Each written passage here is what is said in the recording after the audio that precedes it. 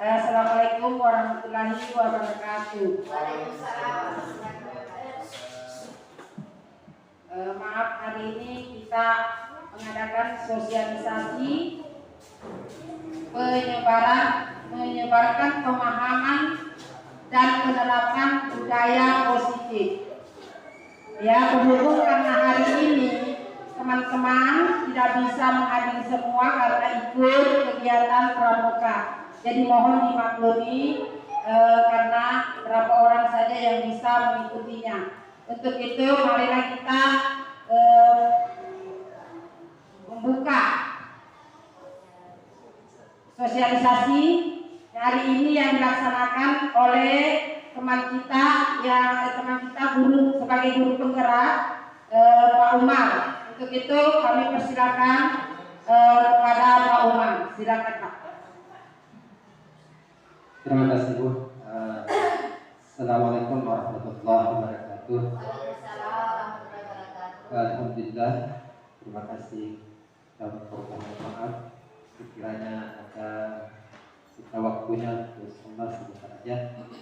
Jadi untuk untuk memahami penerapan budaya positif yang kita laksanakan di Sabah berdasarkan sesuai dengan kemampuan saya.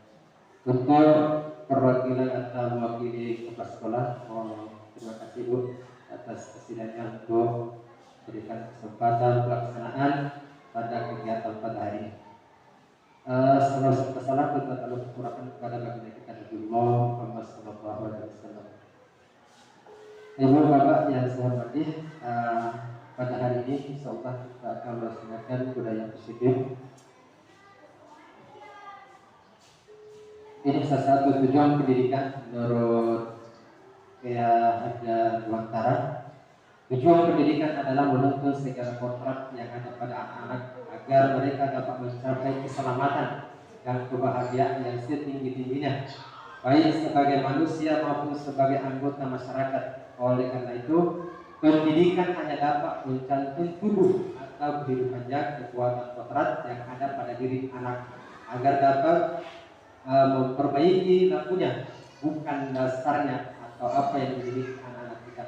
Hidup dan tumbuhnya kekuatan kontrak anak. Ini salah satu tujuan pendidikan guru yang ajar Dewantara. Ini kita semua sudah tahu. Selanjutnya termasuk daripada budaya positif. Budaya positif di sekolah adalah nilai yang kebiasaan di sekolah yang berpihak pada murid agar mereka dapat berkembang menjadi pribadi yang kritis dan bertanggung jawab sesuai dengan profil pelajar Pancasila. Jadi ini budaya positif Bu, ada kaitannya dengan profil pelajar Pancasila. Ya, positif di mata budaya positif ada perubahan paradigma belajar, ada disiplin, nilai-nilai kebajikan, kebutuhan dasar manusia, motivasi berlaku manusia, khususnya kontrol guru, dan keyakinan kelas, dan segitiga restitusi.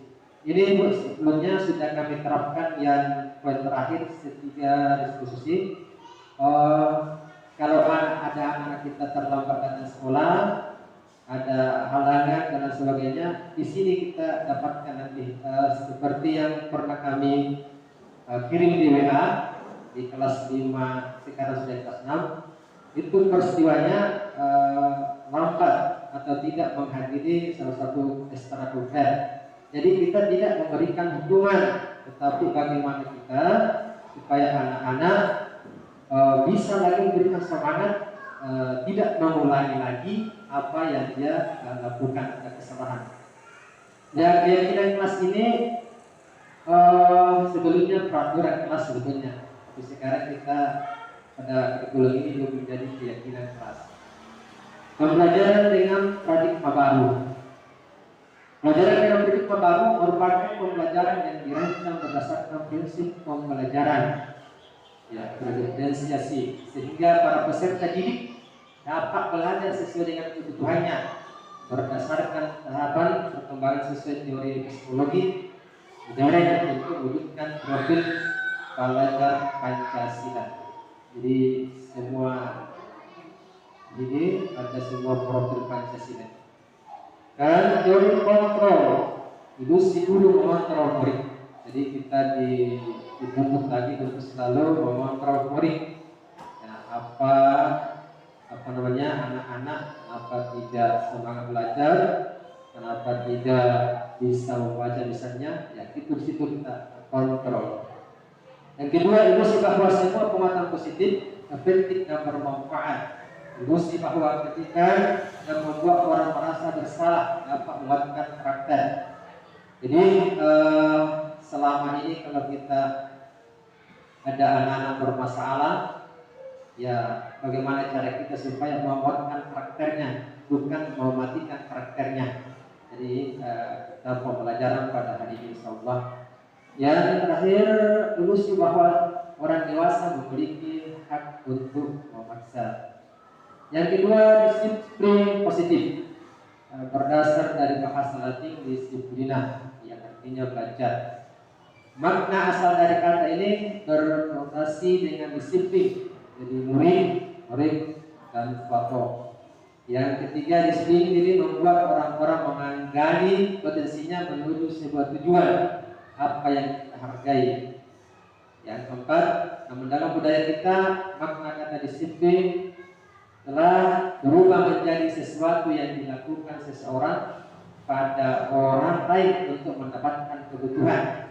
Yang kecenderungan umum adalah menghubungkan kata disiplin dengan ketidaknyamanan, bukan dengan apa yang kita hargai.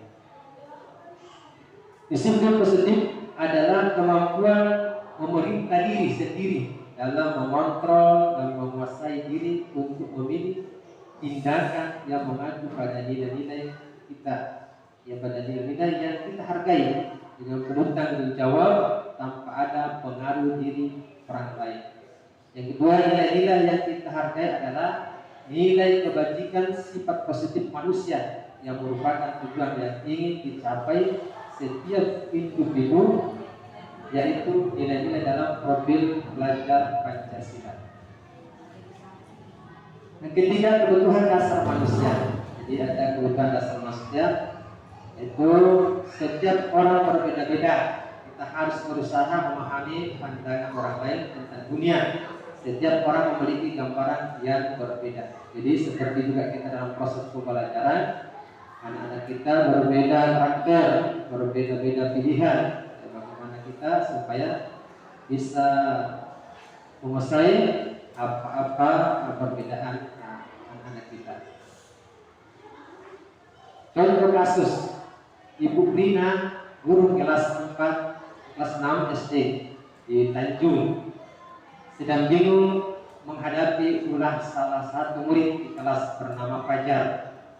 Beberapa anak telah datang dan mengeluhkan Fajar yang seringkali meminta bekal mereka dengan paksa. Jadi ini ada kasus di Tanjung kelas 6, selalu mengambil paksa makanannya, kembangnya. Ya. Jika Anda menghadapi kasus yang seperti ini, Ibu Rina, apa yang akan Anda lakukan menurut Bapak Ibu? Kira-kira alasan Fajar melakukan hal itu. Mungkin ada sedikit tanggapan dari Ibu Bapak. Apa kira-kira kita lakukan misalnya kalau ada anak-anak kita yang mengambil paksa makanannya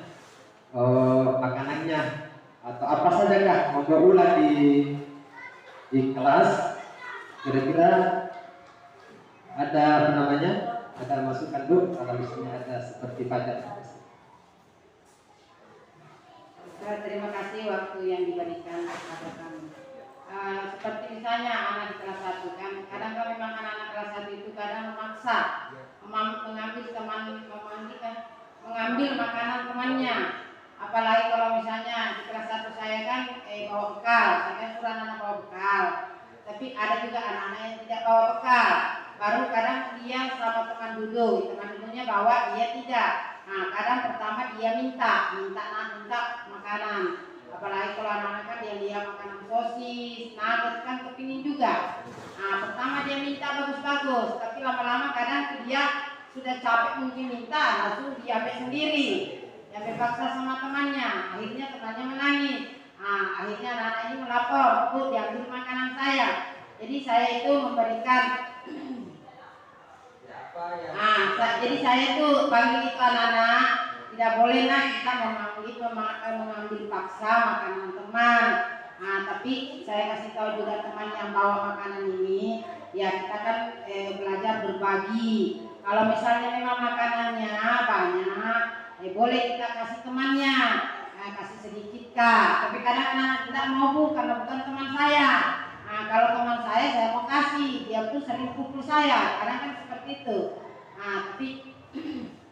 Jadi di sini kita bisa kasih nasihat sama anak-anak, tidak boleh seperti ini nak ya. Jadi kalau ada makanan kita bagi walaupun sedikit. Kasihan temannya. Nanti ini temannya juga satu, kalau nanti punya makanan kita bagi juga sama temannya karena kita sering dikasih. Jadi anak-anak ada, oh iyalah Bu,